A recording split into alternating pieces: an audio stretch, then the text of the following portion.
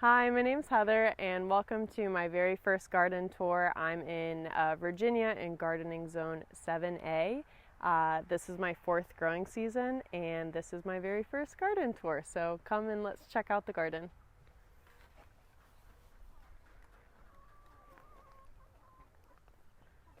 So this tree is I think it's a Kiefer pear tree. It's a European Asian hybrid, and it's got like a couple pears up there. You can't really see them. And if you come,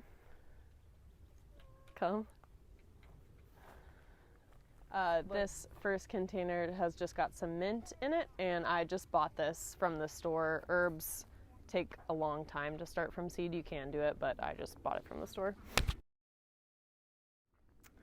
In this container, this is a dahlia. Down here I have some calendula that I'm hoping that I can harvest and make like a salve from.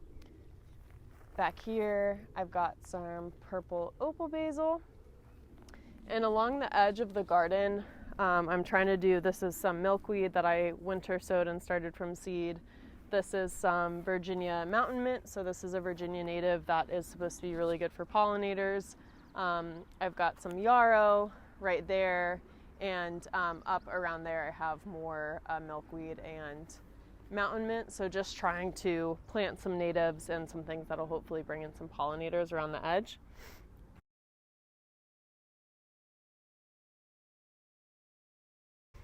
This is another dahlia, so I kind of just planted them interspersed throughout the garden.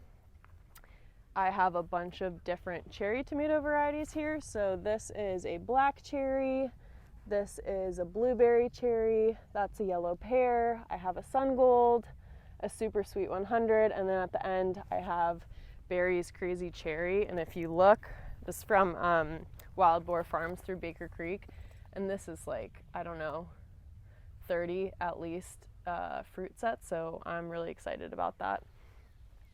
I've got some basil, I think that's a cayenne pepper.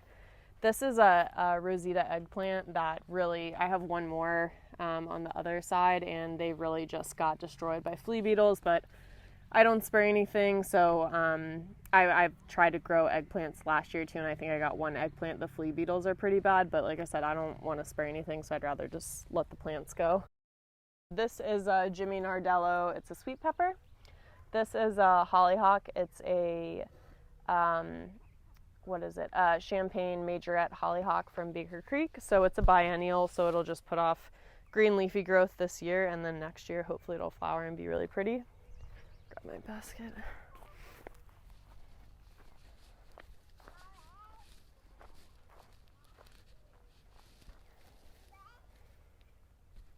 And I planted some parsley here. They're like, you can kind of see them coming up, but they're like, seeds are really light and very small, the same way that carrots are. So I kind of feel like they kind of like got washed away to the edges here, but that's okay.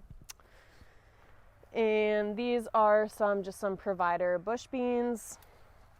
I have some dill here coming up. And this is, I'm really excited about, it's a Orange Glow watermelon that I got from Baker Creek, so it's supposed to be orange on the inside. This is a Bartlett pear. It did have a longer top to it. A storm came that was really windy, and it kind of like knocked the top off that had a lot of pears on it, so that's a little disappointing, but it's okay. We'll get some next year. In this bed, this is my asparagus bed. So it is pretty past the point of like harvesting any asparagus, so they just get really big, and this is what is called freining out. Cut them back, I'll cut them back, and then next year we'll get some more. In this bed I have these are dragon tongue bush beans that are starting to put on some flowers, so I should get some beans soon. And these are really good. They're really good as a cooked bean, or like you can eat it kind of like a snap pea. And they are really good. It's like a popular variety that I just tried for the first time last year, and they are definitely as good as everybody says they are. This is a golden summer crookneck squash.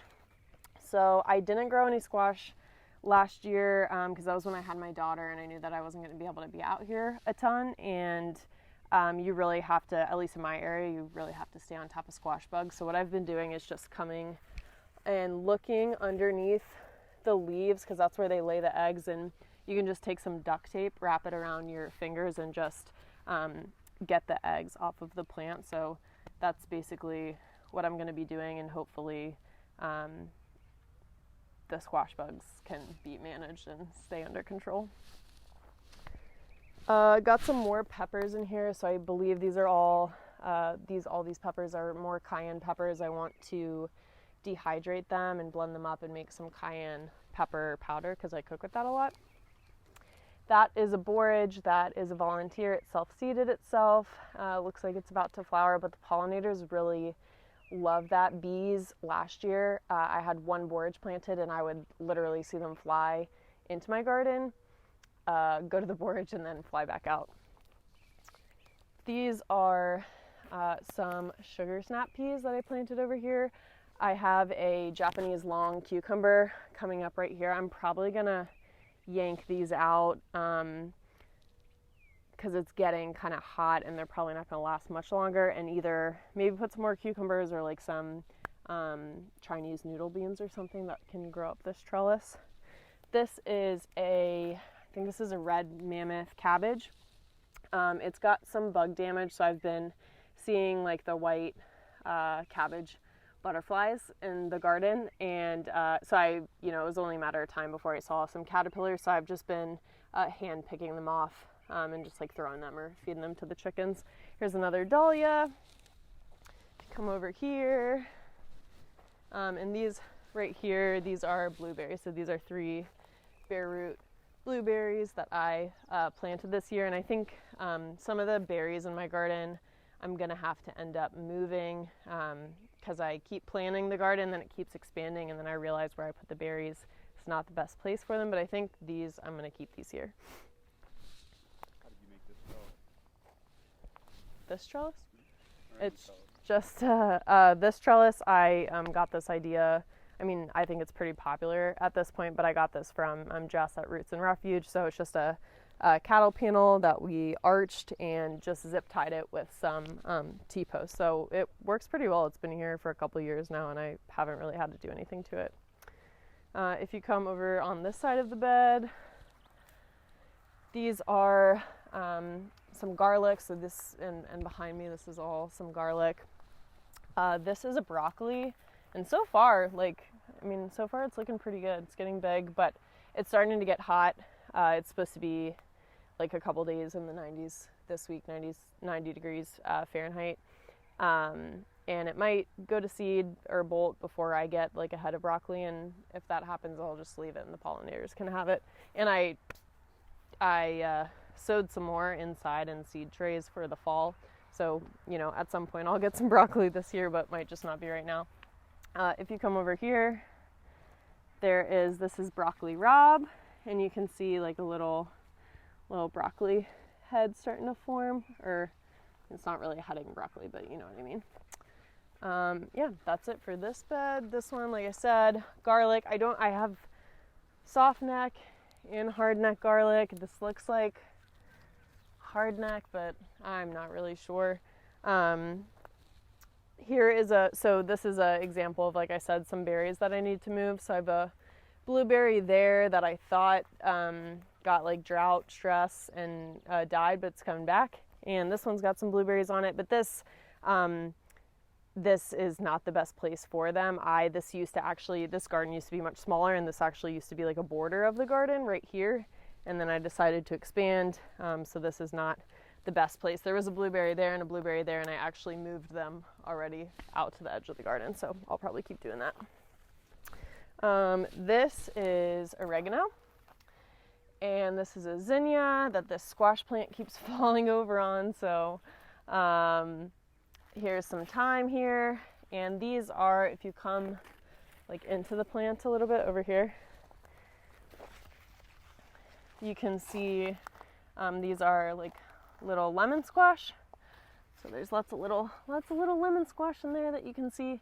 So this is a variety from Baker Creek, and it is supposed to be really resistant to squash bugs. In this bed, you can see the bees love the sage here, but this is getting really big. This is its third year overwintering, and this is like almost half the bed it's taking up, so I'm gonna have to figure out how to move this and probably move it like over there in the wood chip so that I can free up this bed and actually plant some annuals.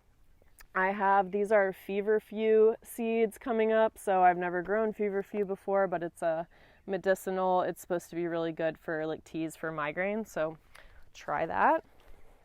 And I had a verbena here last year, and I like cut this back thinking it'll grow back. It didn't, but I think it did drop some seeds because looks like there's one here, one there, and there's actually one over here in this bed, so hopefully I'll get some of that.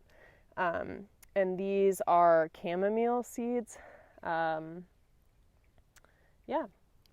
I have some spinach here, but it's hot. It's past the time for spinach, so it's bolting. It's going to seed. In the rest of this bed, there's a Brussels sprout right here. Some carrots. I don't know if it was, voles or what. I put some carrots in here. Looks like there's only 4. I didn't get very good germination on my carrots. And these are radishes that are past the point of harvesting. I mean, this one's gigantic. But I'm just going to let it go to seed and harvest the seed pods from it, because radish seeds are pretty easy to seed save yourself.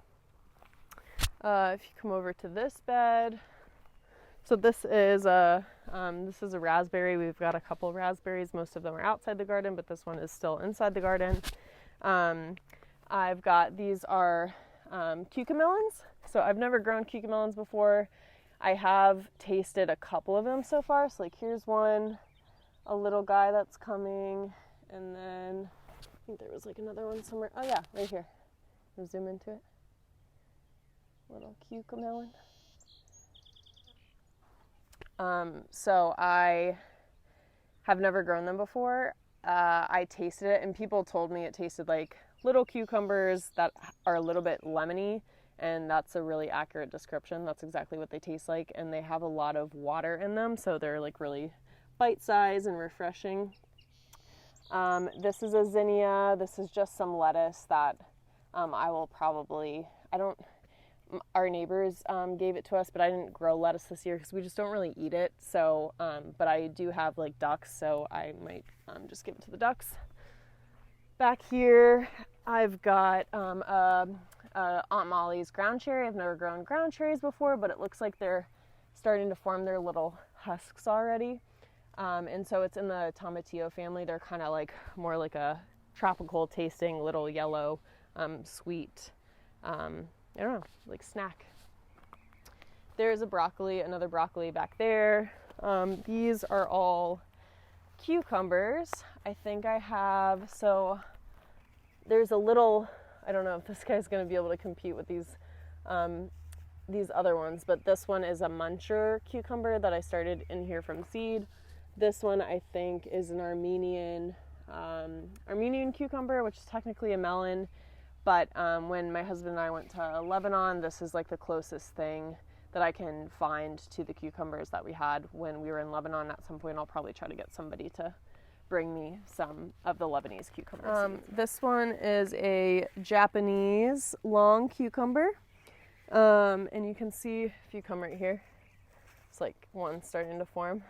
So that's pretty cool. This one's getting like really tall. This one, there's a silver slicer right here. So you can see, like, can you see that? This little thing? This little guy?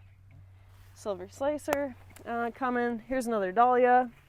There's also a bait alpha, so you can see, or like a Persian cucumber. You can see it's starting to put on some little cucumbers.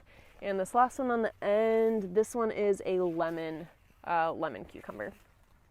And another borage right here on the edge. And there's another back here. I don't know if you can see that. Another broccoli rabe, Brussels sprout. This is Swiss chard. Maybe it'll come back, but I've been seeing a little bunny run out of my garden, and he or she has definitely been enjoying this Swiss chard. So but I have more planted or started inside for the fall. Anyways, here is some kale. This is lacinato or dino kale. In this bed, I've got, this is getting huge. This is a zucchini. Oh, there is one. I was gonna say I haven't noticed any fruit set yet, but it does look like there is one zucchini coming, so that's cool. This is more of the garlic, and they're starting to put off scapes, so I really need to just break these off. Some people like cook them and do stuff with them. I've never done that, but maybe I'll try it. The top leaves are starting to die off, so I will probably, towards the end of this month, I'll be harvesting these and hanging them up to cure and store. This bed, some chives. I think it looks like, this is not me harvesting these. I don't know if the bunny has been eating it, but something's been eating it. More lettuce that I just need to, like I said, pull and give to the ducks. We just don't like it. These are all Amish paste tomatoes. So paste tomatoes I use for canning, like sauces, and they are don't have as much like water content as other tomatoes, so they're really good for making your sauces nice and thick when you're canning. These carrots are, what are these? Black Nebula carrots that I got from Baker Creek, and they're really like a really dark purple color. Have some basil, another dahlia, hollyhock, and then at the end, that is the eggplant. I don't know if you want to look at it, but this is the eggplant that I planted that just, I mean, it's just totally destroyed. Another Rosita eggplant that just got totally destroyed by flea beetles, but that's okay. And these are some Parisian carrots, so they're really like short, very short and round. These are some rutabagas, and I think I just noticed, like some of them are starting to, if you want to come in here, like some of them are starting to kind of come like in, you can see that, okay. Little heads. And then there are definitely some turnips, so I'll probably, this one's big, I'm gonna pull out this guy. It's not that big, but it's pretty big. Decent size. So getting some turnips over here. Let's see if there's any other ones that I want. And I grew turnips last year for the first time. I just roasted it, and that was pretty good, but I left the skin on and just like diced it and roasted it. I think if I had peeled the skin off, it would have been yummier, but it was pretty good. Yeah, this guy's pretty big. That's nice. Yeah, last year I think I only grew was able to grow 2 turnips total, so this is pretty exciting. Feel pretty proud of myself, making some progress. Ooh, wow, this one's gigantic. Well, compared to the other ones. There we go. Got some 3 turnips right there.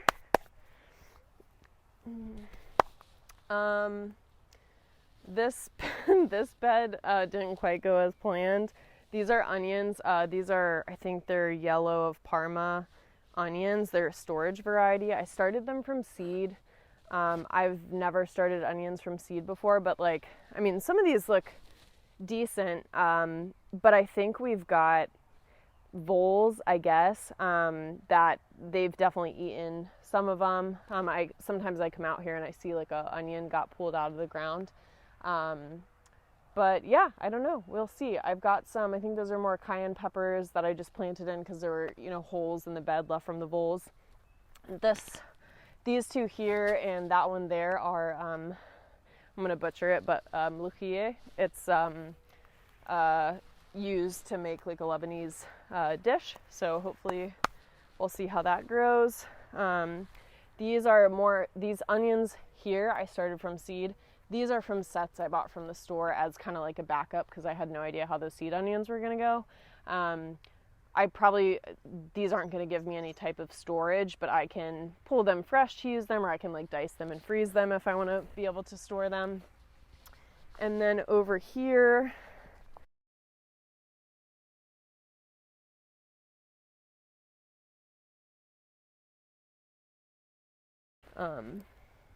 Over here, these are some more sugar snap peas, and I didn't realize like they vined like up this much, or I would have put some more support for them, but I just wrapped them with some string because they were falling over into the walkway here. But lots of, do you want to come closer? There's lots of thick pods forming, and I just usually snack on these. Here's a good one. Snack on these when I'm out here. Really good.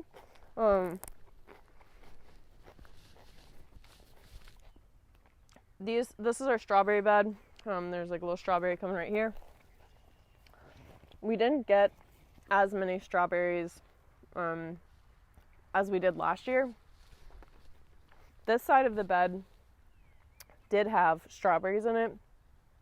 I think the voles messed with them, I'm not sure, and in general, something's been eating them, but I kind of figured like maybe it's a trap crop, like maybe they're eating these and enjoying them, and then they're not going to eat my other like small tender seedlings. So, and that's kind of what happened. So, yeah, then I guess we just have these few beds left up here. So this bed, this pear, I don't remember if it's a moon glow. We planted a couple pairs, and we went out of the country on a trip for a couple weeks a few years ago, and we came back. This had fire blight, so like the leaves turn black. It can really take over and kill the whole plant. So basically what I read is you can try to save it by cutting it down to like a stub. So that's what I did, and that's why it looks weird here, and that's why it's not pruned to a central leader the way that you're supposed to prune pears. But it came back, and it's doing really well, so I'm happy with that. This bed, more Amish paste tomatoes. Last year I just did one cattle panel of Amish paste tomatoes. This year I'm going to do two. Hoping to can more of our own tomatoes. Dahlia, have some rosemary over here, some more basil.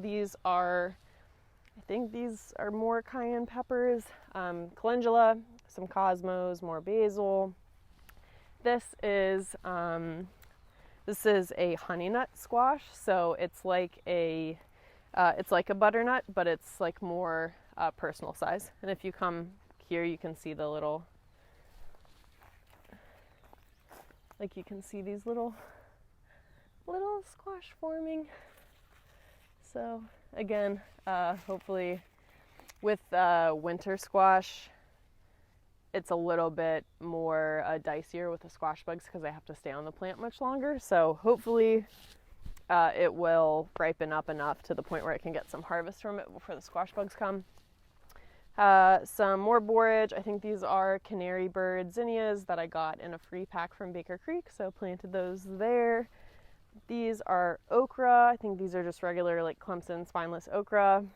Another pepper, I don't know what that is, cayenne pepper probably.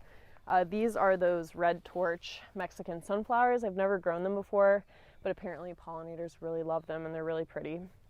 I did plant some, I think they were like strawberry blonde sunflowers, like really pretty pink sunflowers, and I think the birds just like destroyed them. So I'll probably try to start my sunflowers indoors from now on. These are mostly jalapenos, these peppers around the edge here. These, again, more of those cherry tomatoes. So these are blue. This looks like the blueberry cherry maybe. I have the markers on the other side, but yeah, more cherry tomatoes. We really like cherry tomatoes, so I just like to have like a big bowl of cherry tomatoes. And on this side of this trellis, I planted these are the Blushing Susie vining black-eyed Susans. I got them from Baker Creek.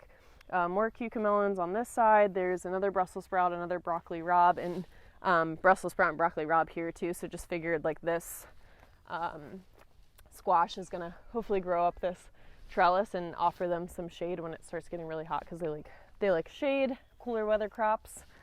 I think that's really it. These are sweet potato slips I got from Johnny's Seeds. This is way too close. I'm gonna need to, I think we're planning to put a couple more raised beds in here. I'm gonna try to like thin them out. They should be about a foot apart, which, I mean, technically like they are a foot apart, but the rows I read today are supposed to be 3 feet apart. So I've never grown sweet potatoes before, so I'll just try to like thin them out and see how that goes. But they're vining, so they're gonna vine out, and they need room to be able to do that. This is like just a, you know, I had extra soil. It's just a no dig bed that I put, and I actually got someone else's order also from Johnny's. So Johnny's, I think by accident, sent me some sweet potato slips that were for someone else. So I just called them and let them know, like, hey, I got this person's. I saw on the order slip it was somebody else's name, but they said, just keep them. These are Hidatsa red beans. They're half runners, so I'm gonna have to find a way to support them, but I'm hoping to replace some of our kidney beans in my cooking with these beans. And these are strawberries. I just planted them. I gotta get this one. I just planted them this year, so I've been going around and picking off the flowers or any berries that I see forming, because in the first year that you plant them, you really want them to focus on root development. I've seen a couple actually. This is like red enough to eat. I'm gonna eat it. Okay.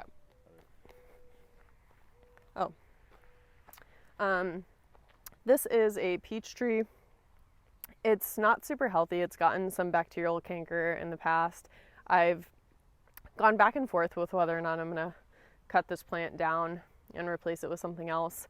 I got this at a big box store when I first started gardening, and I since then kind of learned that it's better to spend a little bit more money and get a disease resistant variety from a reputable nursery. It'll just, you'll be more likely to keep the plant in the long run. In the corner there, I have a pomegranate tree. That's a Moore Park apricot. Jack, get out of here. Go. That's a Moore Park apricot tree.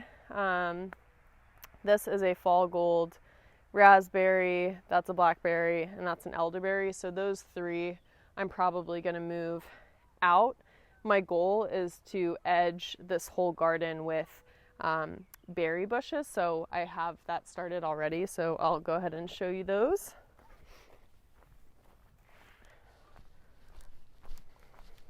And this is like, obviously I need to come through and weed this. I have been working on kind of like weeding it, putting down some cardboard, putting down some more wood chip mulch.